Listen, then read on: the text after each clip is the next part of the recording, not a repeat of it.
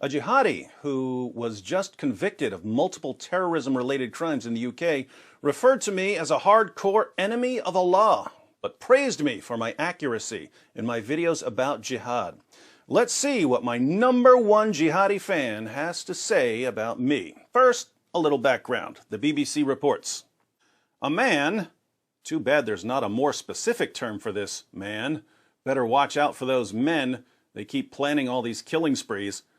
A man has been convicted of planning a terror attack at London tourist hotspots just over a year after he was cleared of attacking police with a sword outside Buckingham Palace.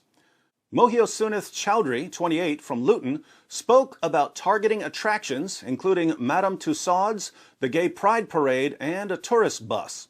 The former Uber driver unwittingly revealed his plot to undercover police. He also bragged to them that he had deceived the jury at his first trial. Chowdhury was cleared of a terror charge in December 2018 after slashing police with a sword outside the Queen's London residence while shouting Allahu Akbar. At the time, Chowdhury told jurors he only wanted to be killed by police and did not intend to harm anyone. Think about how amazing the British legal system is. This guy rammed through police barriers with his car, then attacked police with a sword while screaming Allahu Akbar. When he went to trial, he told the jury that he was only trying to commit what's called suicide by cop, and they acquitted him.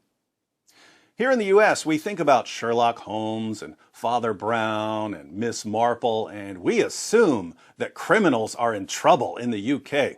We keep forgetting that all great British detectives are fictional characters and that the real detectives apparently have to catch criminals doing the same thing over and over again before the charges will ever stick. Real British detectives and prosecutors and judges are about as effective as British journalists.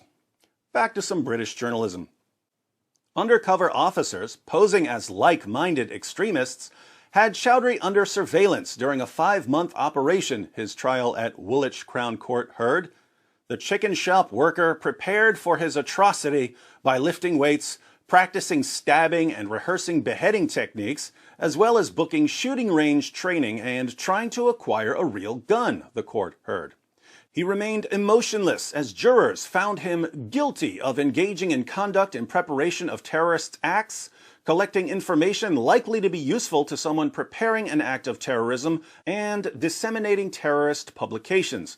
The second charge related to a document titled Guidance for Doing Just Terror Operations on his phone, which included instructions on how to kill people with knives. I'll link to the 2 articles I'm citing, but in short, this man, for lack of any more descriptive term, immersed himself in the lectures of Anwar al-Awlaki and other jihadi preachers. He watched ISIS execution videos and posted ISIS propaganda.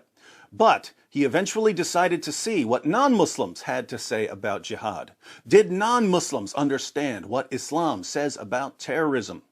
So he got Tommy Robinson's book, Muhammad's Quran, Why Muslims Kill for Islam, and he visited Robert Spencer's website, Jihad Watch, and he watched a bunch of videos by some sexy super genius named David Wood. Let's read the part about what jihadis think of me. The Independent reports, he also relied on videos by a Christian preacher who claimed to explain jihad and vehicle attacks by presenting Islam as inherently violent.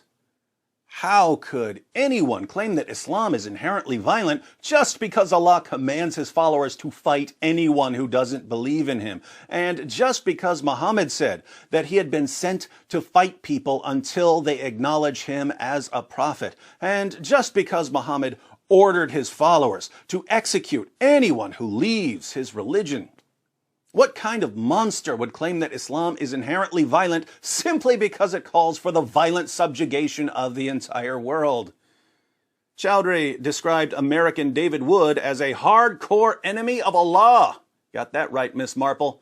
To undercover police, but added he does a better job of explaining Islam than most speakers in the West. This guy's on a roll. He repeatedly shared Mr. Wood's videos. Mr. Wood's videos? Mr. Wood, I didn't spend years earning multiple bachelor's degrees, multiple master's degrees, and a Ph.D. in philosophy just to have some second-rate hack for a third-rate garbage tabloid call me Mr.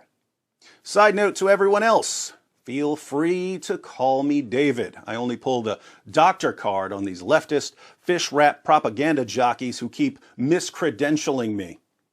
He repeatedly shared Dr. Wood's videos with the officers, instructing them to watch them and describing the passage on vehicle attacks as a really good breakdown of options. I don't mean to toot my own swag horn here, but I have to agree that I did an awesome job explaining a collection of Islamic terrorist attacks in my video, Understanding Vehicular Jihad. Here's the clip Mr. Chowdhury was referring to. Watch carefully, because there's something hilarious in this clip, given how Mr. Chowdhury was apprehended. When all three features are combined, when a person believes in Islam, knows what Islam commands about jihad, and has the requisite personality type, we get a jihadi. But when a jihadi is born, he's faced with a number of options. The world is very different from what it was 14 centuries ago when Allah and Muhammad commanded Muslims to wage jihad, and jihad took on a number of forms even in 7th century Arabia. So there are a range of options available to the newborn jihadi. But what are the main options? Well, first, if the jihadi has always wanted to travel and see the world, he can join a foreign terrorist group. If he decides to go this route, he's faced with a further decision, namely, which group do I join? Do I join Al-Qaeda or ISIS or Al-Shabaab or the Taliban or some other group? Second, the jihadi might decide to wage jihad in his own country, and here he'll face the further decision of how to go about this. Do I learn to build bombs, or try to get a bomb from someone else, or get some guns or knives, or get in a car or truck and drive it into a crowd of people? Now, the options open to the domestic jihadi vary in two important ways. One, they vary in the amount of preparation required, and two, they vary in the degree of impact. In other words, learning to build bombs can take a significant amount of time, years if you're thinking of something beyond a pressure cooker or a pipe bomb. But the results can be pretty terrifying if you manage to blow up a bunch of people. Guns may be more or less difficult to acquire depending on where you live and who you know, and the impact may be more or less potent depending on how quickly someone's going to shoot back. Grabbing some knives from your kitchen drawer is simple enough, but the outcome probably won't be particularly devastating. You can only stab or slash so many people before you're shot or tackled. Or you can get in an SUV or something larger and drive it into a crowd of people. Notice that the vehicular option doesn't take much preparation and that you can potentially inflict a lot of casualties so long as you have a heavy enough vehicle and a sizable crowd of people. So if you're weighing your options and you don't think you'd be a good bomb maker and you think you'll have a tough time getting a gun and you want to do something more than just stab a few people, vehicular jihad is going to catch your eye. Another option. For people who don't want to die, there's the option of supporting jihad financially. Muhammad himself said that people who pay for others to wage jihad receive the same reward as the jihadis who fight. So if you've got a business or a good job, you might decide to fund jihadis. This is why we've seen so many cases of people being charged with sending money or supplies to various terrorist groups. Even groups like CARE have been caught conspiring to fund terrorist groups. Finally, you might believe that you're supposed to wage jihad, but you might not like any of the options currently available, so you might decide to wait patiently.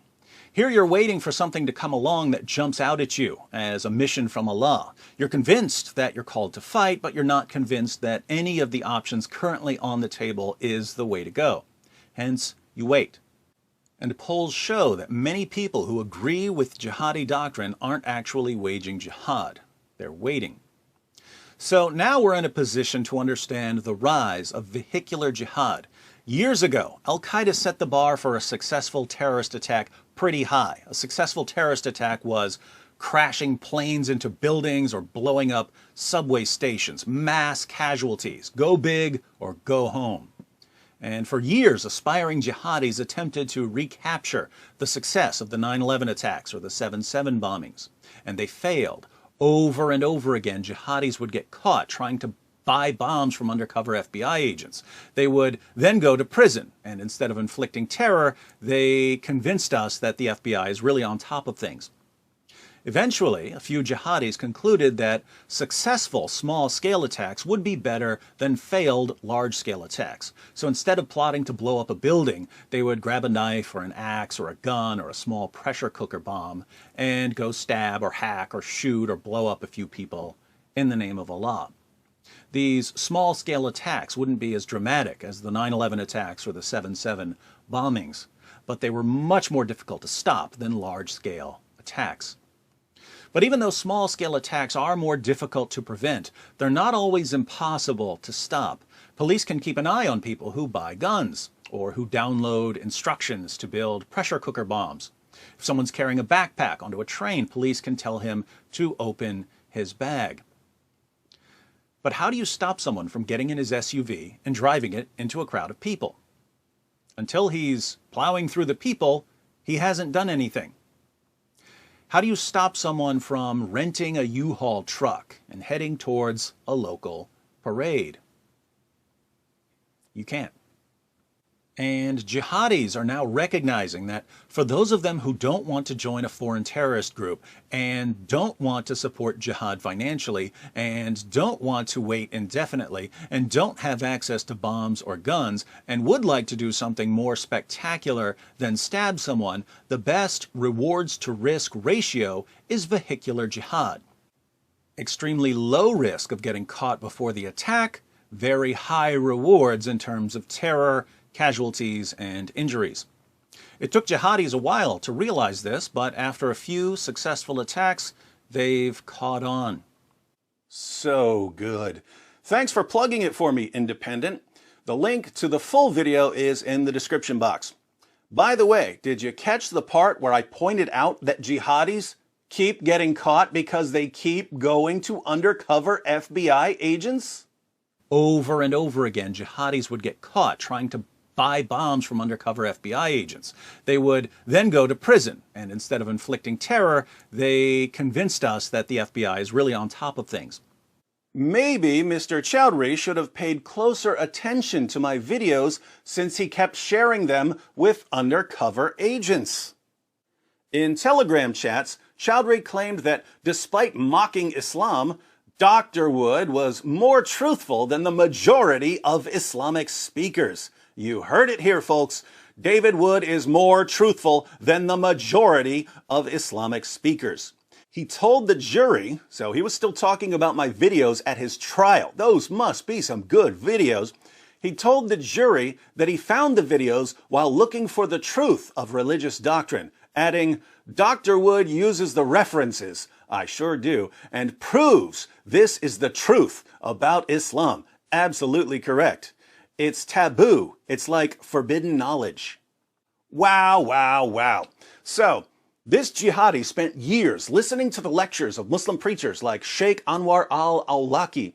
Then he decided to get a second opinion on what Islam teaches. So he went to Tommy Robinson and Robert Spencer and yours truly. And he stumbled upon the tautology of the century. Islam teaches what it teaches. Why do jihadis agree with me on the true teachings of Islam? It's because we're reading the same sources. And unlike politicians and journalists and educators and entertainers, we refuse to reinterpret them.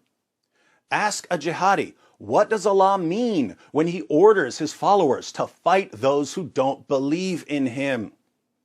The jihadi will answer, he means fight those who don't believe in him. Ask me or Robert Spencer, what does Allah mean when he orders his followers to fight those who don't believe in him? We will answer, he means fight those who don't believe in him. Ask an American or a European politician or journalist, what does Allah mean when he orders his followers to fight those who don't believe in him? the politician or journalist will answer, "Oh, he means that Muslims are only allowed to fight in self-defense." Well, why didn't he say that? Why did he say, "Fight those who do not believe," if he really meant only fight in self-defense? Oh, it's because, context. Bull. We can go through the literary context and the historical context. The verse means exactly what it says. So, why did Allah say, "Fight those who do not believe in Allah," and demonstrate via the literary and historical contexts that he means exactly what he says if he really meant something completely different? Oh, it's because, you're a racist and a bigot and an Islamophobe. Welcome to Fantasyland. But David, wouldn't it be better if you lied about what Islam teaches and just kept telling people that Islam is a religion of peace? Not remotely. People like Mohyosunath Chowdhury are always going to find out that Islam commands them to wage jihad. If the rest of us lie about Islam, it's the rest of the world that will remain in a state of ignorance, not jihadis. And the greatest asset of the global jihad, with the possible exception of political correctness, is ignorance. So, when Allah and Muhammad call for the violent subjugation of the entire world, believe them.